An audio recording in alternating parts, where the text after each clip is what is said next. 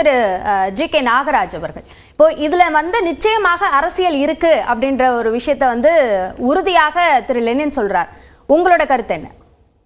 இல்ல, மொத்தம் 133 பேருக்கு அறிவிச்சிருக்காங்க. பத்மபூஷன், பத்மபூஷன், பத்மஸ்ரீ, பாரத் ரத்னா எல்லாம். இதுல இவங்க ரொம்ப கவலைப்படுறது கற்பூரி தாக்கூர் தான் ரொம்ப கவலைப்படுறாங்க. அதே மாதிரி விஜயகாந்த் பத்தி ரொம்ப கவலைப்படுறாங்க. இவங்களுக்கு இந்த கம்யூனிஸ்ட் காங்கிரஸ் கவலைப்படல, கருத்தை சொல்றாங்க.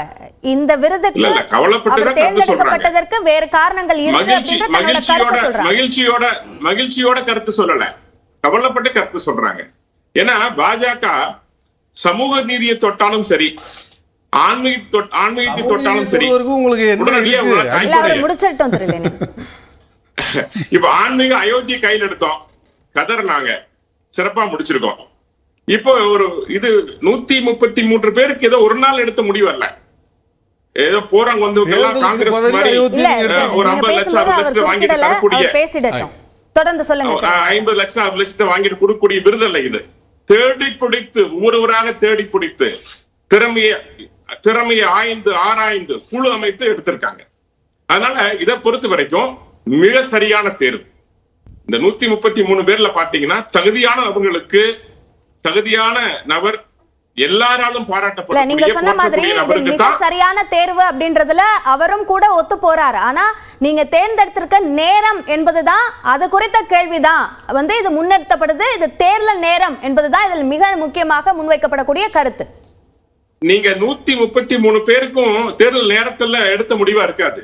கடந்த ஓராண்டுகளாக இதெல்லாம் ஏற்கனவே தேர்வு செய்து எடுக்கப்பட்ட முடிவு.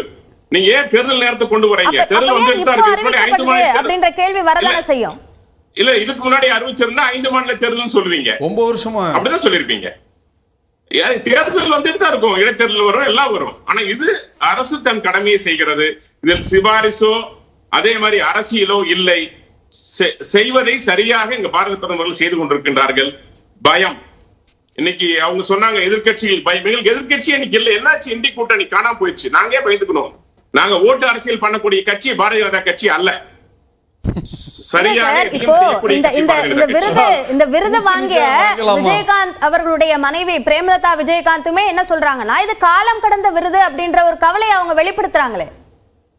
133 பேர் தர்றப்ப 1 அல்லது 2 குற்றச்சாட்டு தான் செய்யும் சில சமயம். ஏனென்றால் மிகுந்த நட்பு கொண்டவர் பாரத பிரதமர் நம்முடைய விஜயகாந்த் அவர்கள் மீது.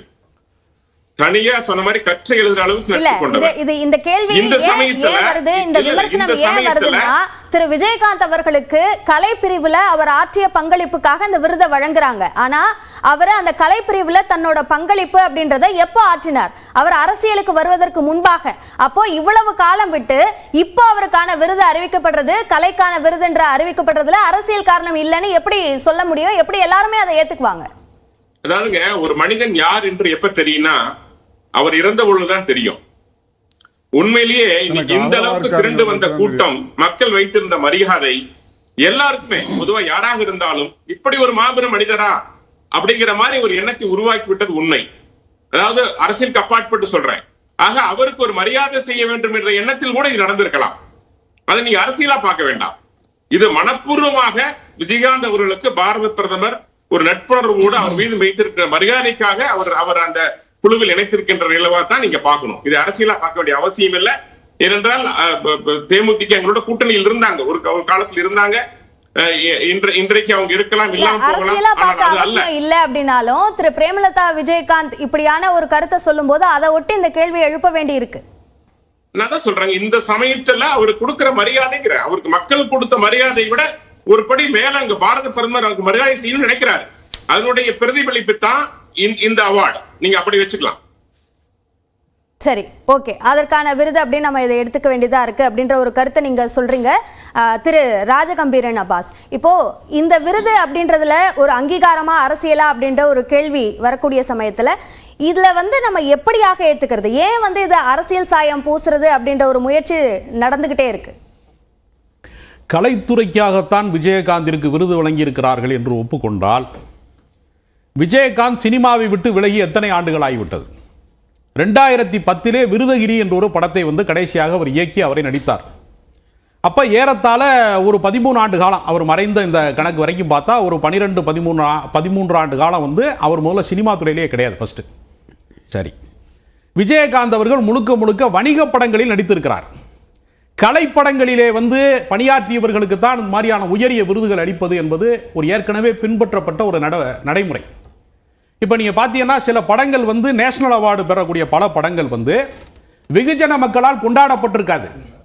ஆனா அது ஒரு முக்கியமான திரைப்படம், அது கலைப்பூர்வமான திரைப்படம். அவங்களோட கடைசி படம் வெளியான உடனடியாக அந்த விருது தரப்படணும் அப்படின்ற அந்த அடிப்படையில போகணும் அப்படின்னு சொல்றீங்களா? இப்போ ஒட்டுமொத்தமாக அவரோட பங்களிப்புக்கான மரியாதை என்பது தாமதமாகுது அப்படின்றதுக்காக கொடுக்கப்படாமலே இட்டுறலாமா? வழக்கமாக கலைத்துறையில யாருக்கு விருது கொடுப்பாங்கன்னா சத்யஜித் ரே மாதிரியாக யதார்த்த படங்கள் எடுக்கிறவர்களுக்கு, கலைப்பூர்வமான படம் எடுக்கிறவர்களுக்கு, காம்ப்ரமைஸ் இல்லாத சினிமா எடுக்கிறவங்களுக்கு கொடுப்பாங்க. பியூர் சினிமா எடுக்கிறவங்களுக்கு தான் வந்து அவார்டு கொடுப்பாங்க.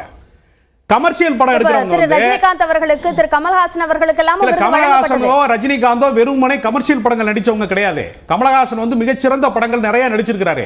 சலங்கை ஒளி மாதிரியான. விஜயகாந்த் ரமணா நடிச்சாரு. என்ன நடிச்சாரு? கமர்ஷியல் படத்துல நடிச்சவங்களுக்கான அங்கீகாரத்தை மம்முட்டி வந்து அம்பேத்கரா நடிச்சாரு. எடுத்துக்காட்டுக்காக சொல்றேன், அம்பேத்கரா வந்து மம்முட்டி நடிச்சாரு. பெரியார்னு ஒரு படம் வந்துச்சு, பாராட்டப்பட வேண்டியதுன்னு சொல்லலாம். அதுக்காக கமர்ஷியல் பிரிவுங்கிறது வேற. நான் என்ன சொல்ல வரேன்னா, கமர்ஷியல் படங்கள் என்பது, வணிக படங்கள் என்பது காம்ப்ரமைஸான படங்கள், மசாலா படங்கள்னு நம்ம சொல்லுவோம். ரொம்ப கொச்சையா சொன்னா, அதாவது வந்து ஒரு இது வந்து இறைச்சி சமைக்கிற போது அந்த வாடை வரக்கூடாதுங்கிறதுக்காக தூவப்படக்கூடிய மசாலா மாதிரி யதார்த்தம் வந்து தெரியாமல் எடுக்கப்படுற படங்கள் தான் மசாலா படங்கள். மசாலா படம்னா என்னன்னு ஒரு இது இருக்கு. விஜயகாந்த் அவர்களுக்கு விருது கொடுத்ததே தவறுன்னு சொல்றீங்களா? நான் என்ன சொல்ல வரேன்னா, அவருக்கு வந்து வேற பிரிவுகளில் நீங்கள் கொடுத்திருக்கலாம். அவருக்கு வந்து நீங்கள் ஏதாவது மனிதாயமான உதவி செஞ்சிருக்கிறாரு அப்படின்னு கூட நீங்க விருது கொடுக்கலாம். கலைப்படங்கள் அப்படிங்கிற இடத்துல வரும்போது சத்யஜித் ரே மாதிரி, பாரதி ராஜா மாதிரி, பாலச்சந்தர் மாதிரி கலைத்துறையில வந்து சிறந்த படங்களை எடுத்தவர்கள் பெற்றுக்கொண்ட விருது சார். கலை உலக பங்களிப்புக்காக விருது. அதத்தான் நான் சொல்றேன். கலைப்படத்துக்கான விருது கிடையாது, இது துறை சார்ந்த விருது கிடையாது. எங்க பாரதியார் கவிதையும் குத்துப்பாட்டுக்கு வந்து பாட்டு எழுதுற ஒரு பாடலாசிரியரும் ஒன்னா சமமா நீங்க கருதுவீங்களா? ரெண்டு பேரும் கவிஞர்னு கருதுவீங்களா? எனக்கு அது புரியவே இல்லை நீங்க கேக்குறது. அதாவது நான் என்ன கேக்குறேன்னா, கருத மாட்டாங்க. மக்களுக்காக உழைக்கிற கலைஞர்கள், அதாவது மக்களினுடைய நலனுக்காக எழுதுகிற கவிஞர்களும் பட்டுக்கோட்டை கல்யாண சுந்தரமும் குத்துப்பாட்டு எழுதுறவனும் ஒண்ணும் கிடையாது. ரெண்டுக்கு வேறுபாடு இருக்குது. அதான் நான் சொல்ல வரேன். கலைப்பூர்வமானவர்களுக்காக தரப்படக்கூடிய விருதுகள் என்கிற பட்டியல் வேறு. அதான் நான் எடுத்துக்காட்டுக்கு திரும்ப சொல்றேன். பாரதி ராஜா மாதிரி இயக்குனர்கள், அவங்க மாதிரி சிறந்த இயக்குனர்களுக்கு தரப்பட வேண்டிய ஒரு கலைப்பிரிவில் சம்பந்தப்பட்ட விருதை கொண்டு போய் கமர்ஷியல் படங்கள்ல நடிக்கிற ஒருத்தர் கொண்டு கொடுக்குறீங்களே, ஏதாவது ஒரு அடிப்படையான நியாயம் இருக்கா, நெறிமுறை இருக்கா? அவர் விஜயகாந்த் அவர்களை குறைத்து மதிப்பிடுறாருங்க. இல்லங்க, நீங்க உங்க கூட்டணி சார்பா பேசாதீங்க, நான் கலைத்துறை சார்ந்து பேசுறேன். நீங்க அரசியல் பண்றீங்க. நீங்க என்னோட கருத்துக்களை நீங்க குறிப்பிடாதீங்க. முதல்ல ஒரு நடிகரை தவறா பேசிட்டு இருக்கீங்க.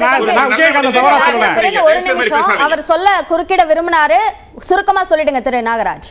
இல்லைங்க, அவர் வந்து நடிகர் சங்கத்தை எடுத்து பல நடிகர்களுக்கு வாழ்க்கையை கொடுத்தவர். நடிகர் சங்கத்தை கடலிலிருந்து மீட்டெடுத்தவருங்க. ரமணா போன்ற படங்கள் மூலமா ஊழலுக்கு எதிராக இருந்தவர். கேப்டன் படம் மூலமாக இந்தியாவுடைய தேசப்பற்றை விதைத்தவர். நீங்க அதை வந்து தயவு செய்து அவர் ரொம்ப அண்டர் எஸ்டிமேட் பண்ணி பேசாதீங்க. நல்ல நடிகர், தயவு செய்து தேசபக்தாளர். நீங்க அவர் அது மாதிரி சொல்லிட்டுங்க. திரு ராஜகம்பீரன் தொடருங்க. அப்ப என்னன்னா, கலைப்பூர்வமான படங்களுக்கான விருதை கொண்டு வந்து நீங்கள் அரசியலுக்கு அவர் வந்து ஒரு நெடுநாள் கூட்டணியாக இருந்திருக்கிறார் பாஜகவோடு அப்படிங்கிறது ஒரு கணக்கு இருக்கு. ஒண்ணு, அவருக்கு நான் விருதே கொடுக்க கூடாது விஜயகாந்துக்கு நான் சொல்ல வரல. கலை விருதை நீங்கள் வந்து அவருக்கு தந்ததன் மூலமாக நீங்கள் வந்து வேறொரு அரசியலை அதை நோக்கி நீங்க நகர்த்துக்கு. இன்னொரு விஷயம் சொல்றேன், சரி விஜயகாந்தை விட்டுருங்க. ஜோடி குரூஸ்னு ஒரு எழுத்தாளருக்கு விருது கொடுத்திருக்காங்க. அவர் பாஜகவுக்கு நேரடியாக பிரச்சாரம் செஞ்சாரு.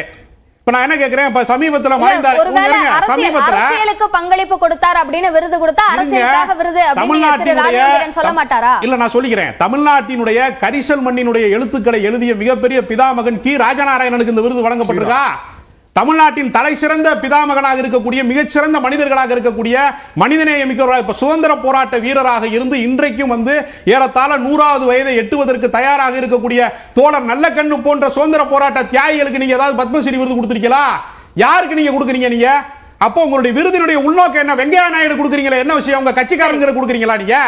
அப்ப நான் என்ன கேக்குறேன்னா, கட்சி கடந்து நீங்கள் அரசியல் கடந்து இது மாதிரியான பத்மஸ்ரீ, பத்ம விபூஷன் போன்ற விருதுகளை ஒரு ஆளுமைகளுக்கு நீங்கள் கொடுக்க வேண்டுமே தவிர உங்க கட்சிக்கு பிரச்சாரம் பண்ண, பாஜகவுக்கு பிரச்சாரம் பண்ண ஜோடி குரூஸ், பாஜகவில் ஏற்கனவே பணியாற்றிய துணைத் தலைவராக இருந்த வெங்கையா நாயுடுக்கு, விஜயகாந்த் கூட்டணியில் இருந்தவருக்கு கொடுக்கிறீங்கன்னா என்ன நெறிமுறையை பின்பற்றுகிறீர்கள் கேள்வி கேட்க. பாயிண்ட் டேக்கன் திரு ராஜகம்பீரன். திரு நித்யானந்த் பதில் சொல்வார்.